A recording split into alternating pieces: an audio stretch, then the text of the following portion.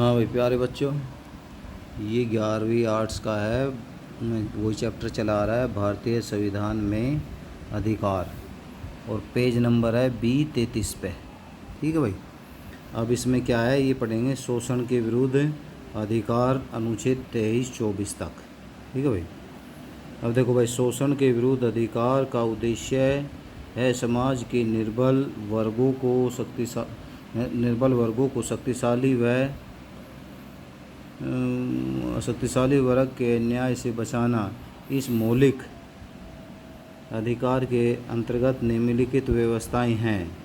मतलब क्या है ये कि शोषण के विरुद्ध अधिकार है कि वे शक्तिशाली वर्ग के हाथ में न रहकर, मतलब उससे बचाने के लिए शक्तिशाली वर्ग, मतलब एक शक्तिशाली जाति एक दूसरी छोटी जाति पर अन्याय करे तो उससे बचाना है। तो ये मौलिक अधिकार के बारे में बताए। देखो भाई, मनुष्य के क्रिय विक्रिय और उनके शोषण पर प्रतिबंध। मनुष्य के क्रिय विक्रिय मतलब क्रिय मतलब खरीदना, विक्रिय बेचना, बिक्री करना। ठीक है। अगर मनुष्य का ना कोई खरीदेगा मनुष्य को, और न ही बेचा जाएगा। ठीक है। हजारों वर्ष गुलाम रहने के बाद, मतलब हजारों वर्ष गुलाम रहने के बाद भारतीय समाज में बहुत सी कुरीतियाँ उत्पन्न हो गई थी, जिनमें से एक थी स्त्रियों व बच्चों का क्रय विक्रय। मतलब स्त्री और बच्चों को खरीदा और बेचा जाता था। मनुष्य को पशुओं के समान क्रय विक्रय किया जाता था और उन्हें दास बनाकर मनमाने तरीके से उनका प्रयोग किया जाता था। भारतीय संविधान के निर्माताओं ने अनुच्छेद 23 के अनुसार मानव के इस शोषण के विरुद्ध प्रतिबंध लगाया है, और इस प्रकार अब भारत में स्त्रियों पुरुषों के क्रय विक्रय पर प्रतिबंध लगा दिया। इस व्यवस्था का उल्लंघन करने पर एक दंडनीय अपराध घोषित किया गया। मतलब अगर कोई ऐसा काम करेगा तो वो क्या है, दंड का भागीदार बनेगा। ठीक है भाई। तो वह कौन से उसमें, अनुच्छेद 23 के अंतर्गत। किसके अंतर्गत? अनुच्छेद 23 के अंतर्गत। ठीक है भाई। अब है बेगार लेने पर। क्या है? बेगार लेने पर प्रतिबंध। तो ये कह रहा है, भारत के मध्यकाल में जमींदार लोग तथा राजा और नवाब अपने अधीनस्थ लोगों से बेगार लेते थे। ठीक है भाई। अब बेगार क्या है भाई? ये देखो भाई, बेगार लेने मतलब बेगार लेने पर प्रतिबंध। मतलब भारत के मध्यकाल में जमींदार और वो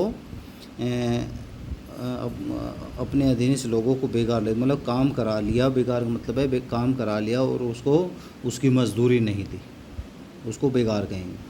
अपने निजी कार्य उनसे कराकर उसके बदले में उन्हें कुछ नहीं देते थे, परंतु अब भारतीय संविधान के अनुच्छेद 23 के अनुसार कोई व्यक्ति किसी से बेगार नहीं ले सकता। अर्थात बिना मजदूरी दिए किसी व्यक्ति से कोई काम नहीं लिया जा सकता, और न ही किसी व्यक्ति से उसकी इच्छा के विपरीत कोई काम कराया जा सकता है। अब ये दोनों ही बातें एक दंडनीय अपराध घोषित हो चुकी है। क्या हो चुकी है भाई? एक दंडनीय अपराध। अब देखो भाई, इसका अपवाद क्या है। संविधान के अनुच्छेद 23 में दिए गए अधिकारों पर प्रतिबंध लगा दिया गया है, और यह है कि सरकार को जनता के हितों के लिए अपने नागरिकों से आवश्यक सेवा करवाने का अधिकार है। उदाहरण स्वरूप, सरकार नागरिकों को अनिवार्य सैनिक सेवा तथा अनिवार्य सामाजिक सेवा करने के लिए कानून बना सकती है। मतलब क्या है?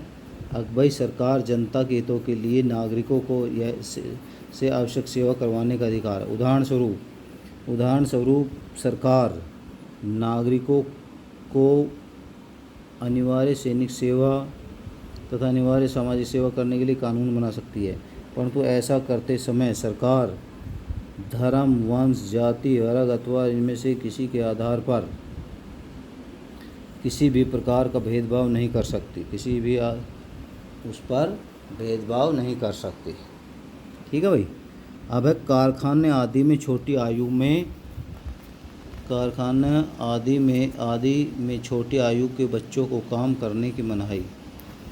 कारखानों व डाकखानों के मालिक छोटी आयु के बच्चों को काम पर लगाना अति लाभदायक समझते थे, क्योंकि उन्हें कम मजदूरी देनी पड़ती थी। परंतु अब भारतीय संविधान के अनुच्छेद 24 में स्पष्ट उल्लेख कर दिया गया है कि 14 वर्ष से कम आयु के बच्चों को कारखाने या खानों में कार्य करने के लिए नहीं लगाया जा सकता। ऐसा करना अब एक दंडनीय अपराध है। यह व्यवस्था इसलिए की गई है ताकि बच्चों के स्वास्थ्य पर विपरीत प्रभाव न पड़े। बच्चों के स्वास्थ्य पर विपरीत प्रभाव न पड़े भाई। ठीक है भाई। अब है देखो भाई, अगला है सांस्कृतिक एवं शैक्षणिक अधिकार, अनुच्छेद 29 से 30 तक में। ठीक है भाई। तो कौन सा सांस्कृतिक शैक्षणिक अधिकार? देखो भाई, अनुच्छेद 29 तथा 30 के अंतर्गत नागरिकों को विशेषतः अल्पसंख्यकों को राज, सांस्कृतिक और शैक्षणिक अधिकार प्रदान किए गए हैं। ये अधिकार निम्नलिखित। अल्पसंख्यक कौन होंगे भाई? जो जिस देश की आधी से आधे लोग, उसको अल्पसंख्यक कहेंगे।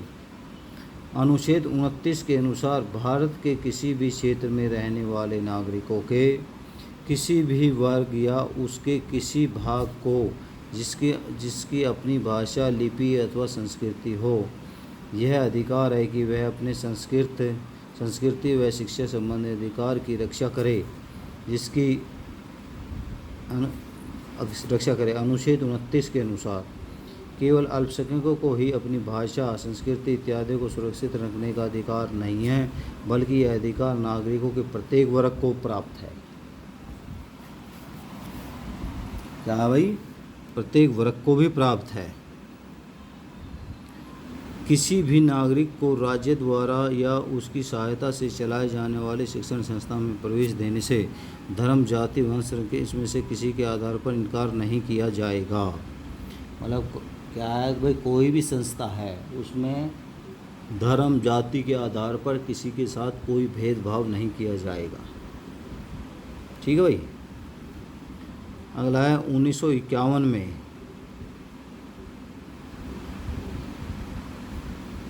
मद्रास चेन्नई सरकार ने एक मेडिकल कॉलेज में सीटों का विभाजन भिन्न भिन्न जातियों के आधार पर कर दिया, जिसके कारण चंपाकम नामक एक ब्राह्मण लड़की को उस कॉलेज में दाखिला न मिल सका, क्योंकि उस जाति को दिए गए सभी संस्थान पूर्ण हो गए थे।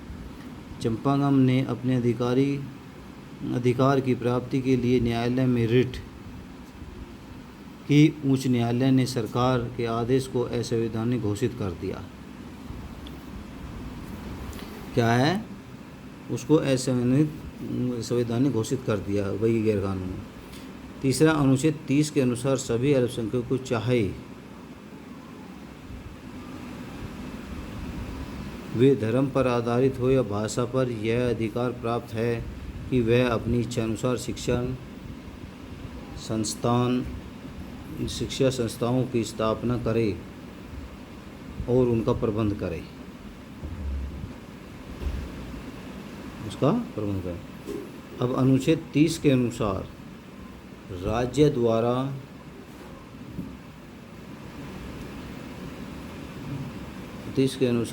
द्वारा शिक्षा संस्थाओं को सहायता देते समय शिक्षा संस्था के प्रति इस आधार पर भेदभाव नहीं होगा कि वह अल्पसंख्यकों के प्रबंध के अधीन हैं, चाहे वे अल्पसंख्यक भाषा के आधार पर हो या धर्म के आधार पर।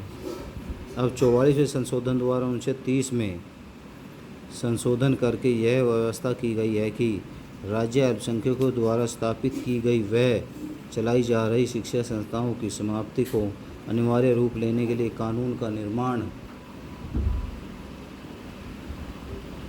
करते समय इस बात का ध्यान रखेगा कि कानून के अंदर निर्धारित की गई रकम से अल्पसंख्यकों के अधिकार पर कोई प्रभाव नहीं पड़ेगा। इस प्रकार अनुच्छेद 30 में अल्पसंख्यकों हितों संबंधी शिक्षा संबंधी अधिकारों सुरक्षा प्रदान की गई है। भारत सरकार इस पर महत्व दिया है। ठीक है।